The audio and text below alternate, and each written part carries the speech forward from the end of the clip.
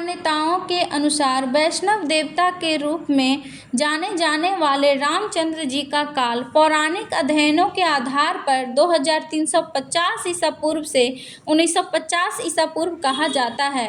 राजा सगर की मृत्यु के बाद अयोध्या की प्रगति में गंभीर रूप से अवरोध उत्पन्न हुआ। सगर के बाद उनके पोते अंशुमंत ने राजकाज संभाला। अंशुमंत के बाद उसके दूसरे उत्तराधिकारी भागीरथ राजा बने।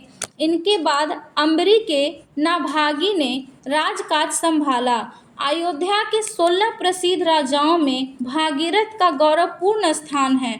वह चक्रवर्ती सम्राट के रूप में जाने जाते थे। इन्होंने पशुओं का बहुतायत में दान दिया था। ये शिव जी के भक्त थे। गंगा नदी को धरती पर अपनी साधना से लाने का श्रेय उन्हीं को है। गंगा जल से इनके पूर्वजों को मुक्ति मिली, जिन्हें कपिल मुनि ने श्राप दिए थे। अयोध्या के महान राजाओं में अबरीश भी थे। इनके समय में राजनीतिक महत्व बढ़ा। इनके बाद ऋतुवर्ष राजा हुए। इनका पुत्र सुदास था।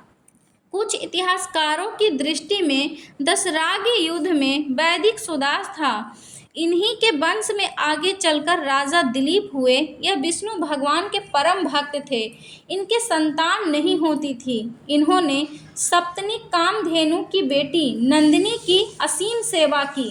देवता ने उनकी परीक्षा ली तो राजा दिलीप ने अपने प्राण त्यागने के लिए तैयार हो गए। उन्होंने गौ की रक्षा सिंह से की। सिंह एक दिव्य पुरुष थे। राजा दिलीप के एक पुत्र हुए जो रघु कहलाए।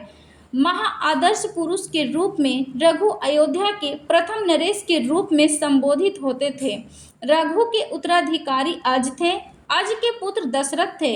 यह पराक्रमी थे। इन्होंने पूरे भारत को जीत लिए थे और आर्य संस्कृति को प्रसारित किया। दशरथ जी के समकालीन एक यादव राजा मधु था, जिसने यादव राज्य का संगठन किया।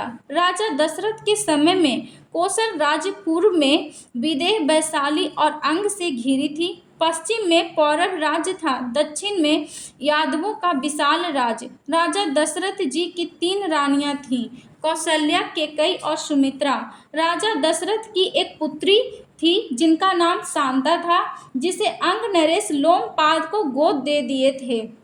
दीर्घ काल तक पुत्र नहीं होने के कारण महर्षि वशिष्ठ की सलाह पर ऋषि श्रृंग मुनि के पथ प्रदर्शन में दशरथ ने पुत्र कामेष्टि यज्ञ किए। इनके 4 पुत्र हुए, कौशल्या के राम, केकई के भरत और सुमित्रा के लक्ष्मण और शत्रुघ्न। विश्वामित्र की छत्र छाया में दोनों भ्राता मिथिला गए, जहां राम जी ने शिव जी के धनुष को खंडित किए और सीता जी से उनका विवाह हुआ। इसके बाद केकई के 2 वरदान मांगना, रामचंद्र जी का वनवास जाना, सीता जी का हरण होना और रावण को मृत्युलोक भेजकर लंका पर विजय पाना, सीता माँ की अग्नि परीक्षा और फिर सीता जी का वनवास होना, महर्षि वाल्मीकि की छत्र छाया में लव कुश का जन्म होना, फिर माता सीता जी का धरती माँ की गोद में समा जाना, ये सारी बातें वाल्मीकि रामायण में पूर्ण रूप से व्याख्यात है। राम जी के बाद कुश राजा हुए। लक्ष्मण जी के 2 पुत्र थे, अंगद और चंद्रकेतु। भरत के 2 पुत्र तक्ष और पुष्कर थे।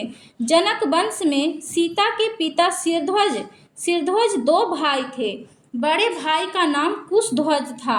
सिरध्वज की 2 पुत्रियां सीता जी और उर्मिला, जिनका विवाह राम जी और लक्ष्मण जी से हुआ। कुशध्वज की 2 पुत्रियां मांडवी और सुकीर्ति थीं, जिनका विवाह भरत और शत्रुघ्न जी से हुआ।